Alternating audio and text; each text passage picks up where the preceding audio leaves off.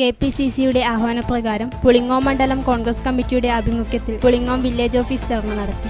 ഈ വാർത്ത നിങ്ങൾക്കായി അവതരിപ്പിക്കുന്നത് diamond interior and Buildark Cherupuzha.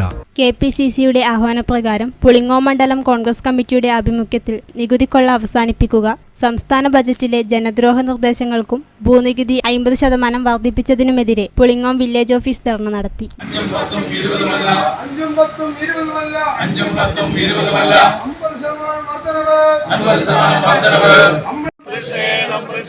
കോൺഗ്രസിന്റെ പ്രതിഷേധം ജനദ്രോഹ ബജറ്റ് തുലയട്ടെ.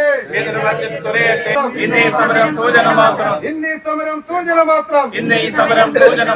ഇല്ല നടക്കില്ല. നികുതിക്കൊള്ള നടക്കില്ല. ഡിസിസി എക്സിക്യൂട്ടീവ് അംഗം കെ സുരേഷ് കുമാർ ഉദ്ഘാടനം ചെയ്തു. സർക്കാരിന് വരുമാനത്തിൽ കൂടുതൽ ചെലവ് വരുമ്പോൾ ചെലവുകൾ നിയന്ത്രിക്കാൻ ഈ സർക്കാരിന് കഴിയണം. ചെലവുകൾ നിയന്ത്രിക്കുന്നില്ല. നിങ്ങളറിയും, ഇപ്പോൾ നമ്മുടെ സാധാരണ മന്ത്രിമാർ വന്നു കഴിഞ്ഞാൽ ഈ മന്ത്രിമാർക്കെല്ലാം സ്റ്റാഫ് ഉണ്ടാവും.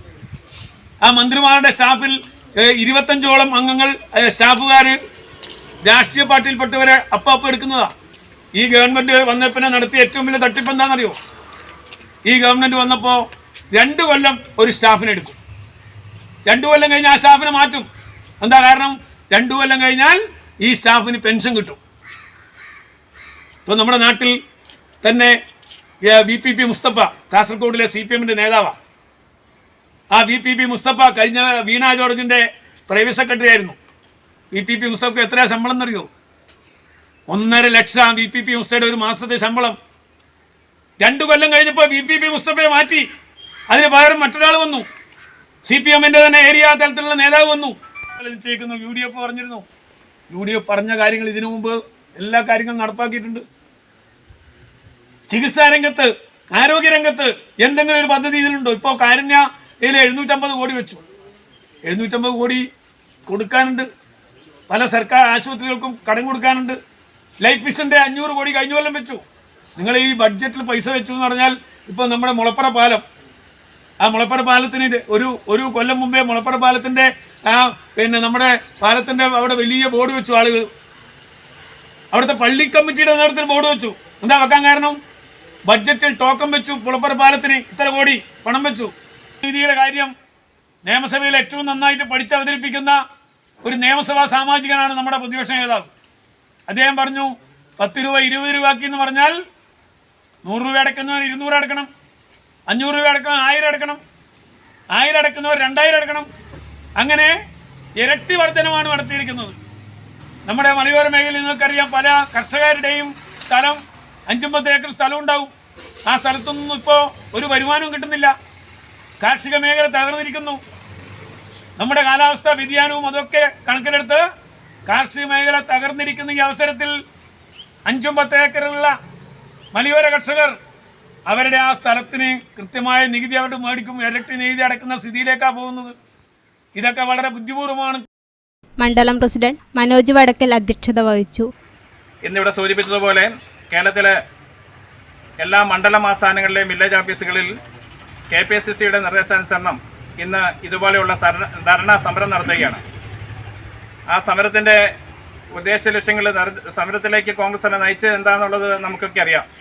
ഈ കഴിഞ്ഞ ആഴ്ചയിൽ നടത്തിയ സംസ്ഥാന ഗവൺമെൻറ്റിൻ്റെ ബഡ്ജറ്റിൽ ഇന്ന് നമ്മുടെ കേരളത്തിലെ ജനങ്ങൾ ജീവിക്കാൻ ബുദ്ധിമുട്ട് അനുഭവിച്ചുകൊണ്ടിരിക്കുന്ന ഈ കാലഘട്ടത്തിൽ ഈ കാലത്ത് അവർക്ക് ആശ്വാസകരമായ ഒരു പദ്ധതിയും ബഡ്ജറ്റിലില്ല എന്നുള്ളതിന് പുറമെ അതിലുപരി അവരെ ദ്രോഹിക്കുന്ന തരത്തിലുള്ള ബഡ്ജറ്റ് നിർദ്ദേശങ്ങളാണ് ഈ ബഡ്ജറ്റിൽ വന്നിരിക്കുന്നത്. ഇപ്പോൾ 1 ഏക്കർ ഭൂമി ഉള്ള ഒരാൾ 500 രൂപയോളം ഭൂനികുതി അടക്കണം. അത് മുനിസിപ്പാലിറ്റിയിൽ ഒരു കണക്ക്, പഞ്ചായത്തിൽ വേറൊരു കണക്ക്. അതുപോലെ 1 ഏക്കർ കഴിഞ്ഞാൽ 2 ഏക്കറിലേക്ക് വരുമ്പോൾ താരിഫ് വേറെ. അങ്ങനെ കർഷകരെ ആശ്രയിച്ച് കഴിയുന്ന ഈ മലയോര മേഖലയിലെ സാധാരണക്കാരെ ജനങ്ങൾക്ക് വളരെ ഭാരം വരുത്തിയിട്ടുള്ള ഒരു ബഡ്ജറ്റാണ് ഈ കഴിഞ്ഞ ഗവൺമെൻറ്റിൻ്റെ ലാസ്റ്റത്തെ ബഡ്ജറ്റായ ബാലഗോപാലൻ ധനകാര്യ വകുപ്പ് മന്ത്രി അവതരിപ്പിച്ച budget. James Ramathara, Usha Murali, Sebastian Kandathil, Surendran Chunda, NM Muhammad, advocate Sumesh Embrayil, Paulose Karikkulam എന്നിവർ പ്രസംഗിച്ചു. ിരിക്കുന്നു. അതിന് നമ്മളെല്ലാവരും ഒറ്റക്കെട്ടായി നിൽക്കണം. ഇപ്പം പറയുന്നുണ്ട് ആരോഗ്യ മേഖലയിൽ ഏറ്റവും താഴെക്കടയിൽ പ്രവർത്തിക്കുന്നവരാണ് ആശാ വർക്കർമാർ. അവർ ഇപ്പോൾ അത് സെക്രട്ടേറിയറ്റിൻ്റെ മുന്നിൽ സമരം നടത്തി വരികയാണ്. എന്തിനാണെന്നറിയാമോ? അവർ ഈ രാവും എന്ന് പറഞ്ഞാൽ ഇതുപോലെയുള്ള എല്ലാ കുടുംബങ്ങളിലും കയറി ചെന്നെടുക്കുന്ന അവർക്ക് കിട്ടുന്ന ഓണറേറിയം 7500 രൂപയാണ്. അതുപോലും 3 മാസങ്ങളായി കൊടുക്കാതെ അവർക്ക് കിട്ടുന്ന ഇൻസെൻറ്റീവും എല്ലാം.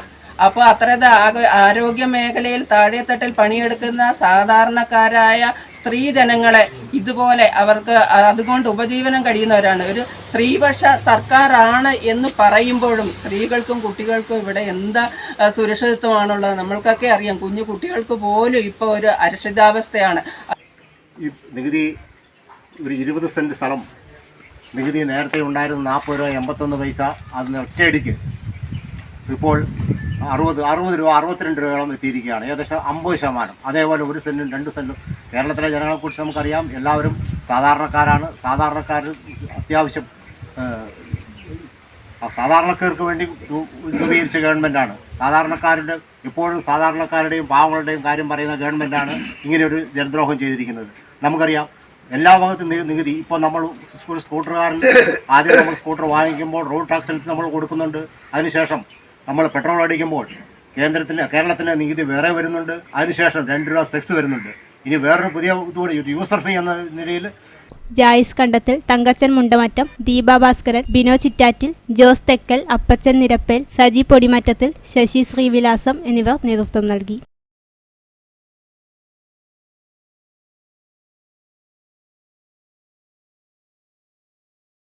നിങ്ങളുടെ സ്വപ്ന ഭവനം ഞങ്ങൾ നിർമ്മിക്കാം.